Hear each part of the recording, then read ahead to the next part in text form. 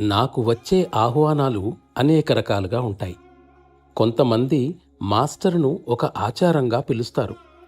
ఆయన వారి గురువర్యులు కాబట్టి వారికి చేయవలసిన మర్యాదలు చేసి ఏదో ఒకటి తినడానికి తాగడానికి ఇస్తారు. ఇంతకన్నా మరే కారణం లేదు. మరికొందరు గురువర్యులను ఆహ్వానించకపోతే విమర్శలకు గురి కావలసి వస్తుందనే భయంతో వారి ఇంటికి పిలుస్తారు. ఇది గమనించు.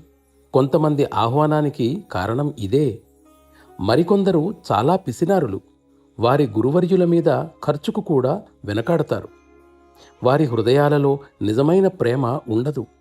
కానీ వారు గురువర్యులను తమ ఆడంబరపు ఆచారాలతో ఆహ్వానిస్తారు.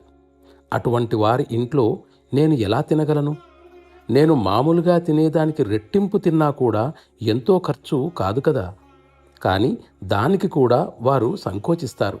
అందుచేత అటువంటి వారి ఇంట్లో నేను ఏమీ తినను. అయితే అరుదుగా కొందరు నన్ను హృదయపూర్వక ప్రేమతో ఆహ్వానిస్తారు. అటువంటి వారి ఇంట్లో భోజనం చాలా ఆనందకరం. వారు ఏమి ఇచ్చినా నేను స్వీకరిస్తాను. దాని నాణ్యతతో పనిలేదు, ప్రేమభావం ఉంటే చాలు.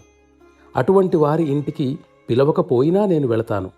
వారు నన్ను ఆహ్వానించవలసిన పని లేదు. హృదయం స్పందననిస్తుంది. వారితో కలిసి ఉండాలనే ఆరాటం నాలో మొదలవుతుంది.